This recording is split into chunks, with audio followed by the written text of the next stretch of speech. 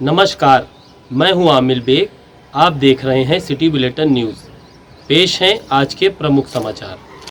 ईद के मुबारक मौके पर गुरुवार को ईदगाह समेत विभिन्न मस्जिदों में कड़ी सुरक्षा के बीच नमाज अदा की गई।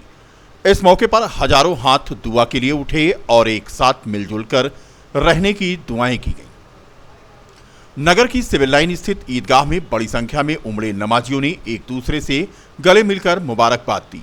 इस मौके पर आईजी प्रवीण कुमार, जिलाधिकारी नीतीश कुमार और एसएसपी आर.के. नैयर ने मुबारकबाद देते हुए बच्चों को टॉफियां और अन्य उपहार प्रदान किए। ईदगाह में शहर काजी मौलाना शमसुल कादरी ने ईद की नमाज पढ़ाई। उन्होंने अपने बयान में कहा कि ईद रोजेदारों को अल्लाह का तोहफा है। उन्होंने कहा कि ईद आपसी भाईचारे का पैगाम देती है। उन्होंने यह भी कहा कि एक दूसरे के साथ मिलजुल कर रहने से देश में कौमी एकता और मजबूत होगी। इस मौके पर सपा विधायक अवधेश प्रसाद, पूर्व मंत्री तेज नारायण पांडे पवन, जिला अध्यक्ष सपा पारसनाथ यादव समेत बड़ी संख्या में लोगों ने पहुंचकर लोगों को ईद की मुबारकबाद पेश की। वहीं ग्रामीण क्षेत्रों के सभी 18 थाना क्षेत्रों में ईद की नमाज आज सकुशल संपन्न हुई। सभी जगह पर कड़ी सुरक्षा व्यवस्था की गई थी। रुदौली में भी ईद की नमाज सुबह सभी मस्जिदों में सकुशल संपन्न हुई। समस्त जनपद वासियों की ईद की मुबारकबाद मैं दे रहा हूँ जिला प्रशासन की ओर से, समस्त जनपद वासियों की ओर से। और ग्रामीण क्षेत्रों, शहरी क्षेत्रों, नगर निगम अयोध्या सभी जगह ईद हर्षोल्लास के साथ मनाया जा रहा है, शांतिपूर्ण तरीके से। और हम लोगों ने पूरे क्षेत्र में, ग्रामीण से शहरी क्षेत्र में साफ़ सफाई की पूरी व्यवस्था कराई है। सेक्टर और जोनल मजिस्ट्रेट में बांटकर पूरी अच्छी व्यवस्था चल रही है और शांतिपूर्ण तरीके से ईद मनाया जा रहा है। मंडल के सभी जनपदों में ईद की नमाज सकुशल पढ़ी जा रही है। अधिकांश जगह पर पढ़ी जा चुकी है, कुछ जगहों पर चल रही है। सभी लोग भ्रमणशील हैं। स्थानीय नागरिकों से, मौजूद लोगों से, सभी से संवाद के माध्यम से, क्योंकि नवरात्रि का पर्व भी समानांतर चल रहा है, तो सभी व्यवस्थाएं लगातार संवाद के माध्यम से, सुरक्षा के घेरे के माध्यम से सुनिश्चित की जा रही है और लगातार सतर्क दृष्टि रख करके हम लोग इसे सुनिश्चित कर रहे हैं। जिस तरह से श्रद्धालुओं का आना जारी है और श्रद्धालु अयोध्या पहुँच रहे हैं, उनकी सुरक्षा के लिए क्या व्यवस्था की है? अब रामनवमी का पूरा पर्व का जो उत्सव है उसको हम लोग लगातार तैयारियां कर रहे हैं। सभी से संवाद बना के रखा हुआ है। जो अधिक भीड़ आएगी उसको लेकर के डाइवर्जन पास हमारे एक्टिवेटेड है, पार्किंग पास एक्टिवेटेड है। आसपास के जनपदों से भी समन्वय बना करके और जो हमारे सम्राट लोग हैं, साधु महात्मा हैं, संत समाज के लोग हैं, उनसे संपर्क करके इस व्यवस्था को और सुगम बनाया जाए। अपने माध्यम से संदेश क्या देंगे जो आ रहे हैं? अपने माध्यम से कहेंगे कि इस पूरे पर्व को हम लोग पूरे उत्साह और उल्लास के साथ मनाते हैं। उसके लिए पूरा प्रशासन तैयार है। सभी लोग फेज्ड मैनर में क्रमशः करके आएंगे तो बहुत अधिक सुविधा उनको भी होगी, क्योंकि ऐसी स्थितियां, अत्यधिक भीड़ होने की दशा में ऐसी स्थितियां आ सकती हैं कि आप 17 को आएँ, आपके दर्शन 18 को ही हो पाएँ। तो आप बेहतर है कि आप अपनी प्लानिंग इस तरह से कर लीजिए कि ये पूरे हमारा एकादशी तक चलता है, अष्टमी से लेकर के। इस पूरे समय पर कभी भी आएंगे तो ये पूरा का पूरा उत्सव में आप अपनी प्रतिभागिता कर सकते हैं। चैत्र नवरात्रि के शुभ अवसर के साथ साथ आज ईद का भी त्यौहार है। इसके क्रम में सभी जितने भी संबंधित लोग हैं उनके साथ पहले से समन्वय स्थापित करके ये सुनिश्चित करवाया जा रहा है कि त्यौहार सकुशल संपन्न हो। इस समय जनपद के सभी 18 थाना क्षेत्रों में विभिन्न जगहों पे ईद की नमाज अदा की जा रही है। सब जगहों पे पुलिस की ड्यूटीज़ लगी हुई है। सीनियर ऑफिसर्स, मजिस्ट्रेट्स लगातार राउंड पे हैं और ये सुनिश्चित करवा रहे हैं कि शांतिपूर्ण तरीके से त्यौहार जो है वह संपन्न हो। समाजवादी पार्टी के नेता और पूर्व राज्य मंत्री तेज नारायण पांडे पवन ने आज प्रदेश के डिप्टी सीएम ब्रजेश पाठक को चुनौती दी और कहा कि अगर वो ईमानदार मंत्री हैं तो लोकसभा का चुनाव लड़ें और जहां से वो चुनाव लड़ेंगे वहीं से वह भी लोकसभा चुनाव लड़ेंगे। पवन पांडे ने उप मुख्यमंत्री ब्रजेश पाठक को बताया उछल कूद मंत्री। ब्रजेश पाठक के बयान पर कि अखिलेश यादव और शिवपाल यादव डर बस चुनाव नहीं लड़ रहे हैं, पवन पांडे ने कहा कि ब्रजेश पाठक सस्ती लोकप्रियता पाने के लिए ऐसा अनर्गल प्रलाप कर रहे हैं। उत्तर प्रदेश के उप मुख्यमंत्री बटे उछल कूद मंत्री डिप्टी सीएम श्री ब्रजेश पाठक जी सस्ती लोकप्रियता पाने के लिए लगातार अनर्गल प्रलाप कर रहे हैं। कल बयान जारी किया कि समाजवादी पार्टी के राष्ट्रीय अध्यक्ष श्री अखिलेश यादव जी किसी कारण, डर के कारण चुनाव नहीं लड़ रहे हैं, शिवपाल जी चुनाव नहीं लड़ रहे हैं। ये हक और अधिकार श्री ब्रजेश पाठक जी को नहीं है कि समाजवादी पार्टी में कौन कहां से चुनाव लड़ेगा कौन नहीं लड़ेगा, ये तय करने का अधिकार ब्रजेश पाठक जी के पास नहीं है। पूरे उत्तर प्रदेश में मरीज मर रहे हैं, दवाइयां नहीं है, ब्लैक में दवाइयां बिक रही हैं, अस्पताल में काला बाजारी चल रही है, डॉक्टर बाहर से दवाई लिखते हैं, एम्बुलेंस में डीजल और पेट्रोल नहीं है।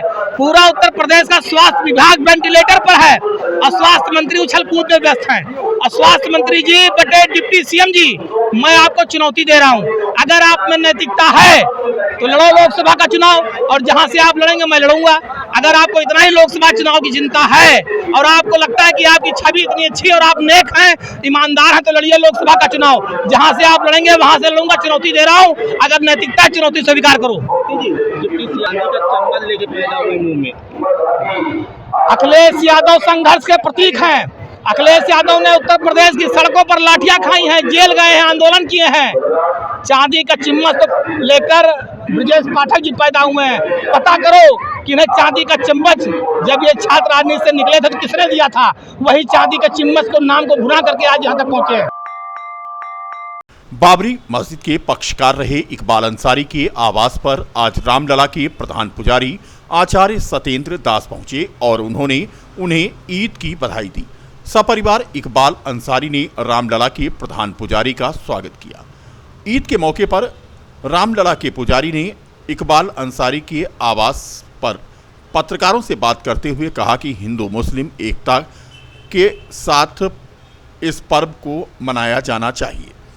आचार्य सत्येंद्र दास ने कहा कि वह सभी को ईद की मुबारकबाद देने आए हैं। इस समय नवरात्रि का पर्व चल रहा है, मुस्लिम भाइयों की भावना की पूर्ति हो, हम इसकी कामना करते हैं। ये प्रारंभ हुआ है अयोध्या में रामराज। जिस दिन रामलला की प्राण प्रतिष्ठा हुई है उसी दिन अयोध्या से ही रामराज की शुरुआत हुई है।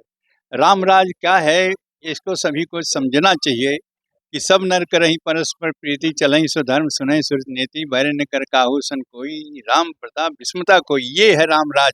इसीलिए वह विषमता खत्म हो जाए, किसी भी प्रकार से हिंदू के मुसलमान के बीच में या किसी भी संप्रदाय के बीच में कोई विवाद न हो, सारे विवाद खत्म हो जाएं। सो धर्म अविरत, अपने अपने धर्म पर चलें और इसी प्रकार से हिंदू अपने ढंग का, मुसलमान अपने ढंग का, ईसाई अपने ढंग का और सिख जितने लोग हैं अपने अपने ढंग से चलें। यही संदेश रामराज का है।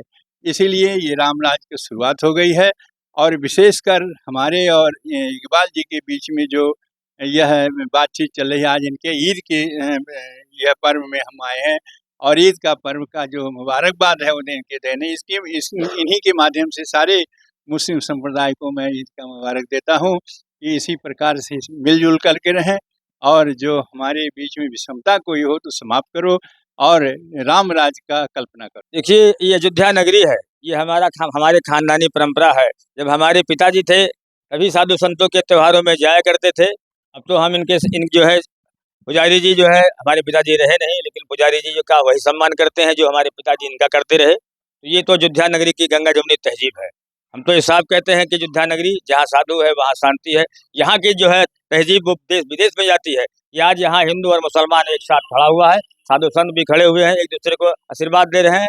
नवरात्र का पर्व चल रहा है, लोग खुशियाँ मना रहे हैं, मुसलमान ईद का त्यौहार मना रहा है। यहाँ की सभ्यता लोग देखें, गंगा जमुनी तहजीब को लोग देखें, ऐसे ही लोग काम करें, इससे पूरे देश का संदेश अच्छा रहे। अयोध्या धाम और अयोध्या शहर में सड़क चौड़ीकरण को लेकर के एक फेक लिस्ट वायरल हो गई। 12 सड़कों के चौड़ीकरण को लेकर के ये फेक जो लिस्ट जारी हुई वो फेक थी। पीडब्ल्यूडी के अधिशासी अभियंता एसपी भारतीय ने कहा कि पीडब्ल्यूडी की तरफ से कोई भी लिस्ट जारी नहीं की गई है और न ही किसी सड़क के चौड़ीकरण का प्रस्ताव है। बता दें कि 2 दिन से असरफी भवन से गोलाघाट, अयोध्या धाम रेलवे स्टेशन से बड़ी छावनी, रानोपाली, विद्याकुंड, हनुमानगढ़ी से दिगंबर अखाड़ा, रामपथ से मणिरामदास छावनी, रिकाबगंज से चौक, रिकाबगंज से फतेहगंज आदि सड़क के चौड़ीकरण के संदर्भ में एक फेक लिस्ट टहल रही थी, जिसका आज खंडन किया। कोई लिस्ट जारी नहीं। तो लिस्ट के बारे में क्या कहना चाहेंगे, क्या लोगों से अपील करेंगे? देखिए, इस लिस्ट के बारे में ये कहना है कि ये लिस्ट पहली बात तो यहाँ से जारी नहीं हुई है, ठीक है।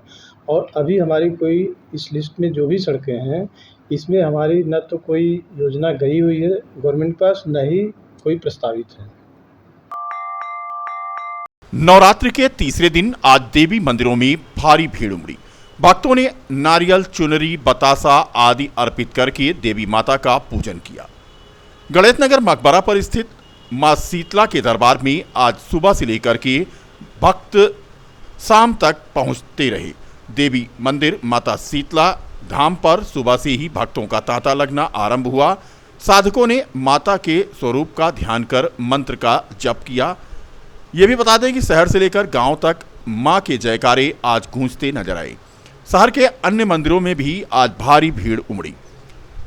मकबरा स्थित शीतला माता दरबार में आज भंडारे का भी आयोजन किया गया। शीतला माता मंदिर के महंत जयप्रकाश दास ने बताया कि आज नवरात्रि का तीसरा दिन था और इस अवसर पर मां के दरबार में आज एक भंडारे का आयोजन किया गया, जिसमें हजारों की संख्या में पहुंची भक्तों ने प्रसाद का ग्रहण किया।